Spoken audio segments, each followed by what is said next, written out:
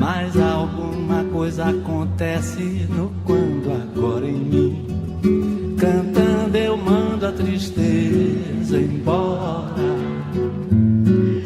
É bem assim, né, gente? Cantando a gente manda a tristeza embora. Consultório do Rádio Livre hoje está musical. Aí você pode estar pensando assim, consultório com música? Sim, a música é muito importante na nossa vida. Talvez você nem tenha se dado conta disso, mas a música é essencial, inclusive, para a melhora da nossa saúde mesmo, física, mental. E para a gente entender melhor a importância da música, na nossa rotina nós convidamos o psicólogo Silvio Ferreira. Professor Silvio é professor universitário e é psicólogo, atua na área de psicologia clínica. Professor Silvio Ferreira, muito boa tarde, seja bem-vindo ao nosso consultório. Boa tarde, Anne. Satisfação voltar a participar outra vez do consultório. Muito obrigada. E, gente, nosso outro convidado hoje é o psicólogo e psicanalista Pedro Gabriel.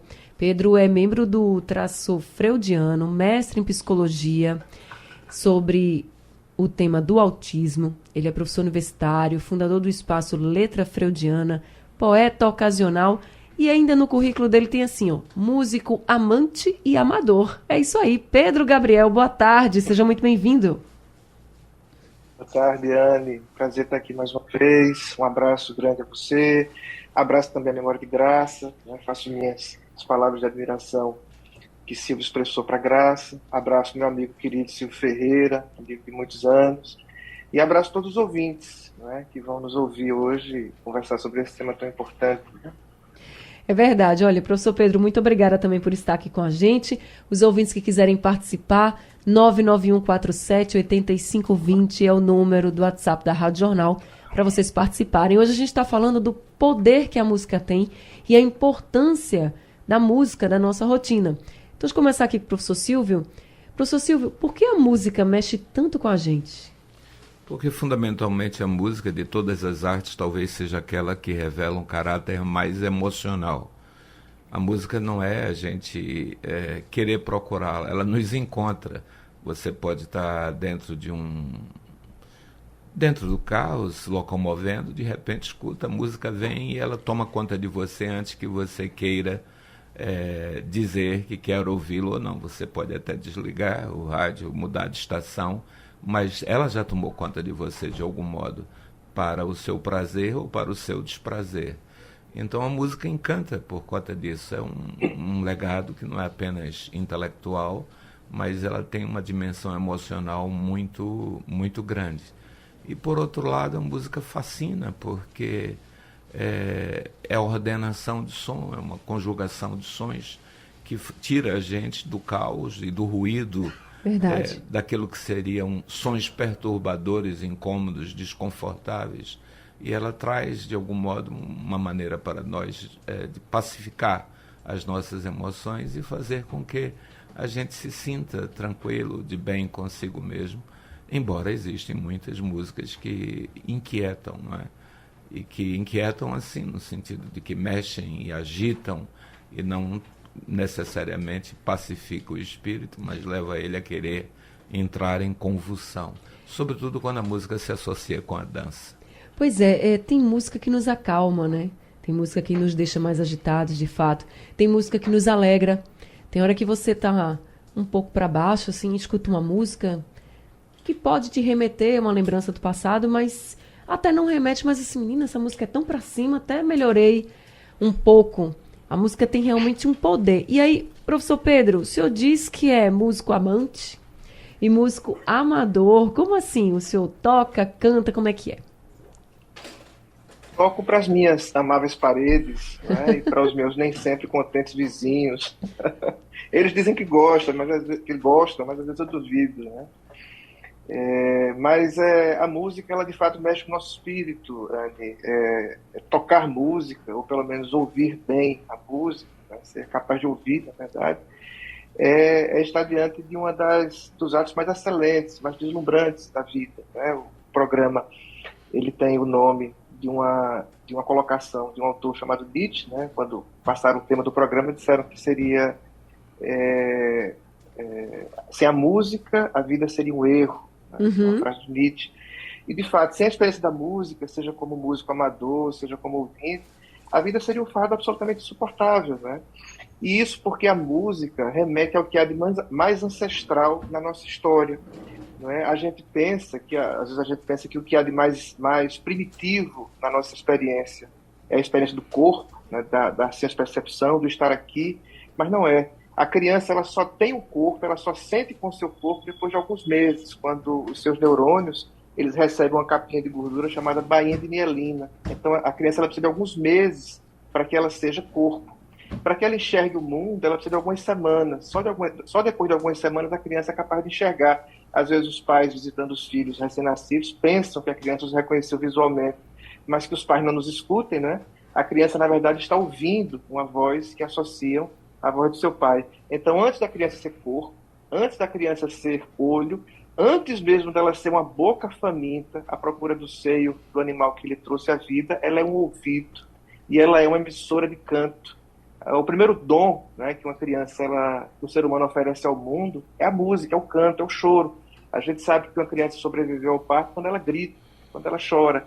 Ou seja, seu primeiro dom é oferecer o canto assombrado do seu sofrimento. Então a gente começa como música, a gente começa como som, a gente experiencia o mundo recebendo como uma massa sonora e distinta, e depois as outras formas de experienciar o mundo vão se somando umas às outras. Mas fundamentalmente, desde o início de tudo, somos ouvintes e o mundo nos chega como música. Ai, eu agora fiquei refletindo sobre isso e é exatamente assim. A música está presente em tudo. Tudo, desde o choro, né? O sonzinho ali do choro da criança. Em toda a nossa rotina a gente tem música.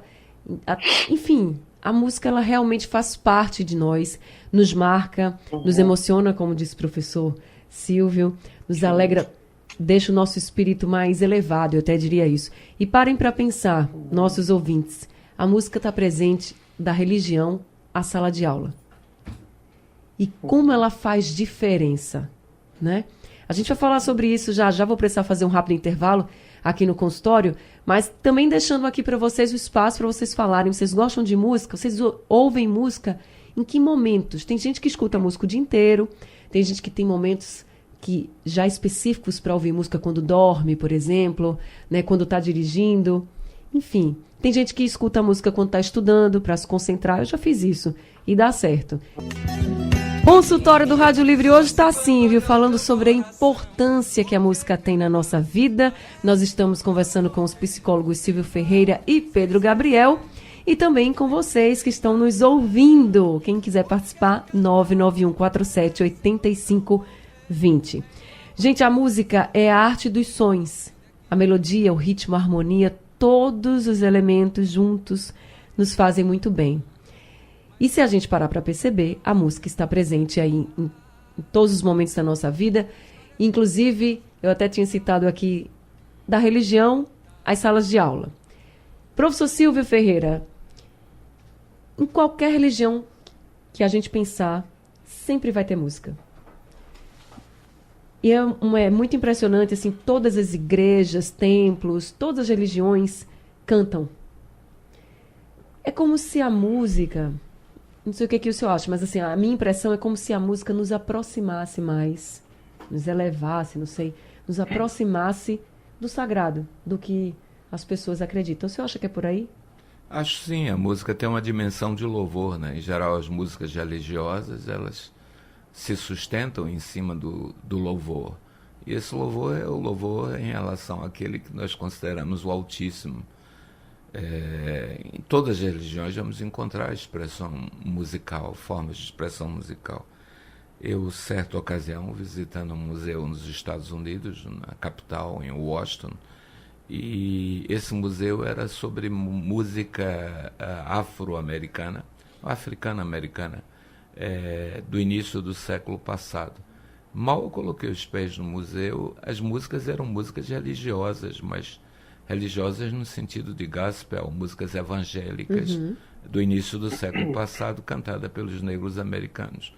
Mal eu coloquei os pés no museu, o estilo deles cantarem, o modo deles cantarem, a construção musical, parecia que eu estava num terreiro de umbanda ou de candomblé em Pernambuco.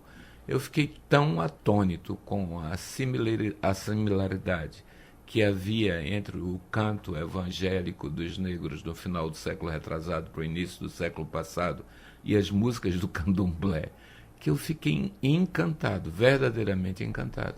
No caso, tanto de uma quanto de outra, está louvando-se, não é? Louvando os orixás, louvando-se a Deus, os anjos, as trombetas, etc. Mas deixe-me fazer agora o que eu deveria ter feito desde o começo, mas não fiz. Quero dizer da minha satisfação estar participando desse debate com Pedro Gabriel, uma pessoa extremamente querida, uma das pessoas que, a partir de determinado momento, tem dado as coordenadas nesta cidade e fora daqui também, em relação aos estudos psicanalíticos, a clínica psicanalítica, etc.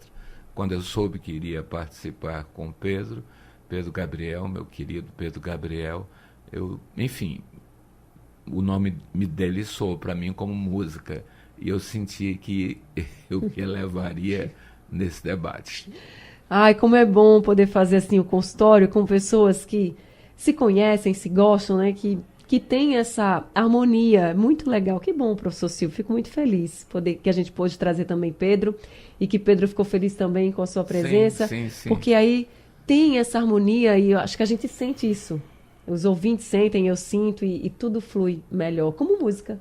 Exato. Se você me permite, só para concluir, Claro. Você estava falando em ritmo, harmonia, melodia, etc. E Pedro Gabriel falou no Bebê. Uma vez eu li um trabalho, se eu não me engano, de Desmond Morris, que escreveu um livro muito famoso chamado Macaco Nu, e vários livros que dizem respeito àquilo que nós seria a nossa entrada na humanidade e a saída da natureza que tomava conta de nós a partir de um pressuposto darwinista. Ele dizia o seguinte, que estudando as grandes obras de arte, as estátuas através da história, ele observava que todas as estátuas, ou quase todas elas, esculturas, pinturas, etc., a mãe, quando aparecia amamentando o seu bebê, era sempre colocando a amamentação, a posição dele para amamentar, para nutrir-se, no peito esquerdo. E ele dizia que isso era muito significativo, porque se supondo que o coração está mais para o lado esquerdo do que para o direito, ele dizia que as mães tendem a fazer isso porque a sonoridade da batida do coração faz com que a criança se sinta tranquila, se sinta confortável, se sinta segura.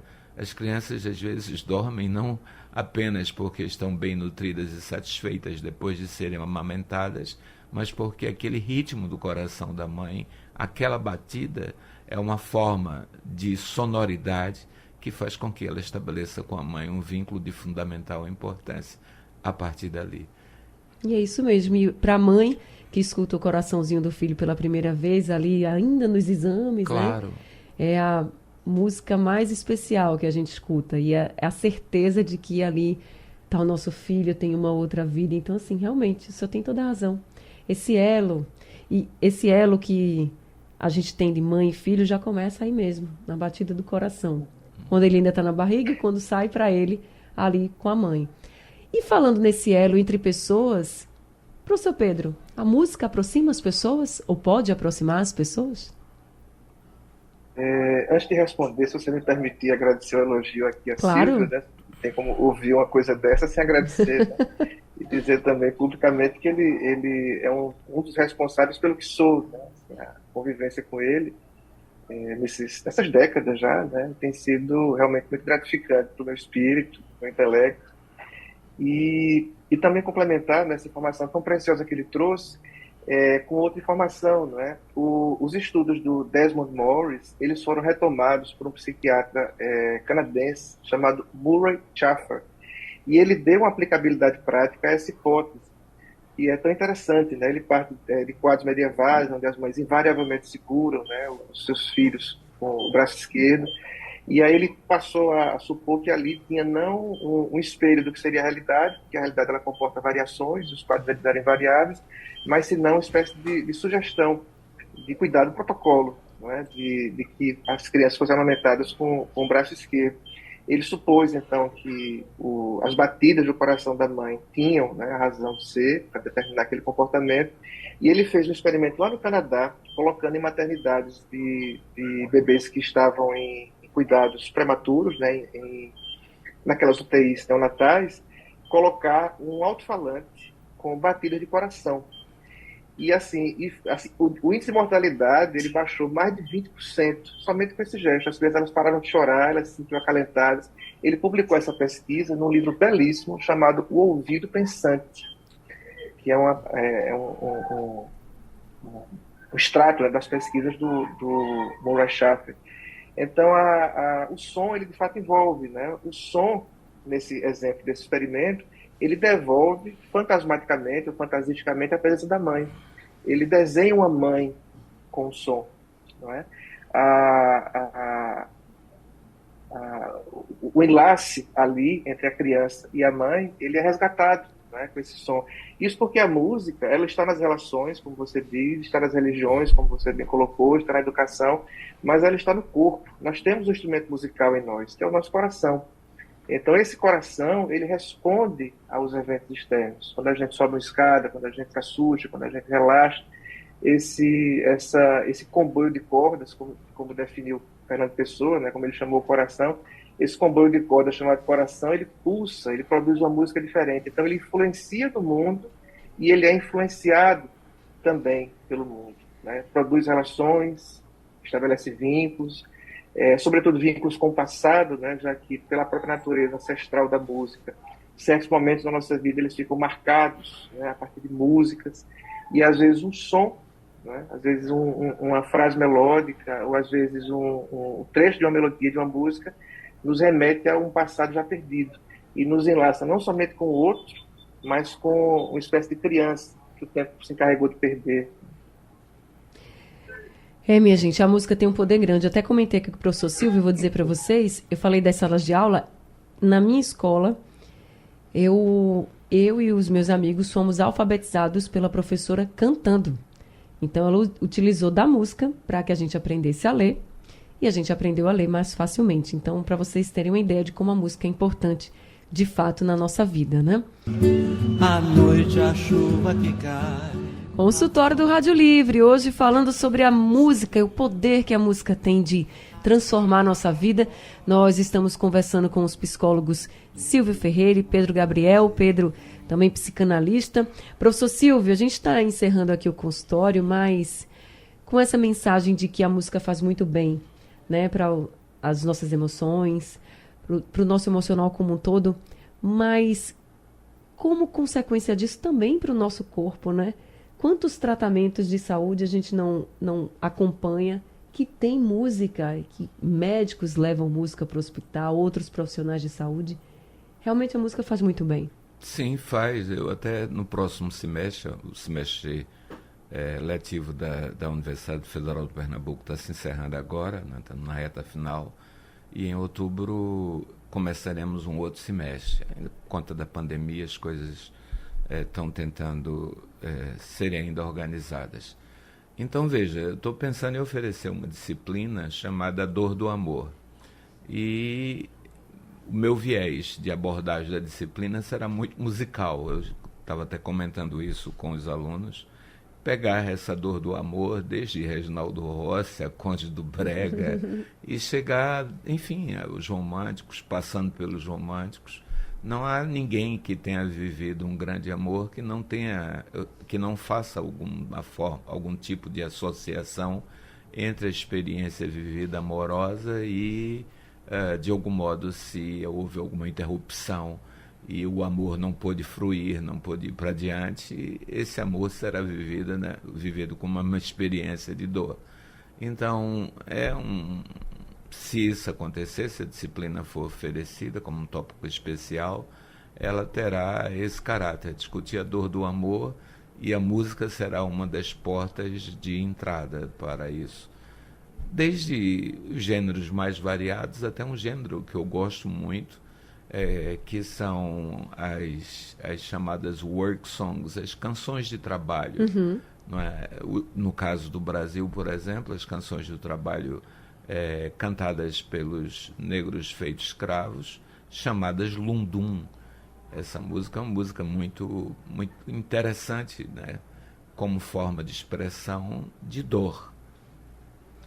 Então, eu fico aguardando o senhor me dizer se essa disciplina vai realmente se vingar lá na universidade. O senhor me conta, porque eu tenho certeza que vai ter muita gente interessada em aprender mais, né, dessa relação com a música, com o amor. A gente até entende o senhor falando assim, realmente a música está muito relacionada ao amor, né? Tanto aquela música que vai te fazer lembrar de momentos muito felizes, também como a música que vai lembrar, assim, a música da sofrência, né? Que a gente sabe que tem, que ajuda até mesmo a passar por esse momento, assim, de uma separação, enfim. Mas a música, ela é fundamental e estudá-la com o senhor deve ser uma experiência incrível. Não será um curso sobre música. Sim, mas vai fazer essa relação, mas não vai? Sim. Então. Com a música, com a literatura, enfim, com as artes em geral. Não é? Nessa coisa que Nietzsche dizia que sem música a vida não fazia sentido, sem o amor a vida seria um vazio. É verdade. Então, partindo desse pressuposto, a gente vai tentar juntar várias artes para entender esse amor na dimensão de dor. Professor Silvio, muito obrigada por esse consultório. Eu que agradeço. Viu?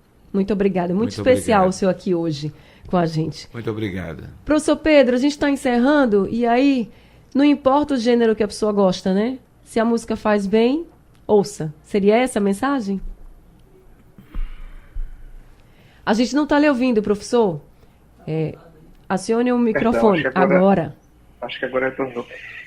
Então, se a música faz bem, sim, ouça. Né? É importante que a gente esteja todo inteiro ali presente, né? Naquele ato de escutar música. A gente ouve música não somente com os ouvidos, né?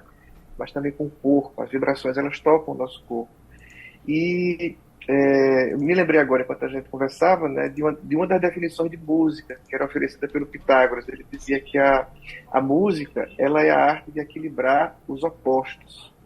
Então, perceba assim, uma música, ela não tem uma nota só, ela não tem um tempo só, ela não tem um instrumento só, ela não tem um ritmo só. Então são opostos que se equalizam, que se equilibram, tem sons bem graves, sons bem agudos, exatamente como a vida.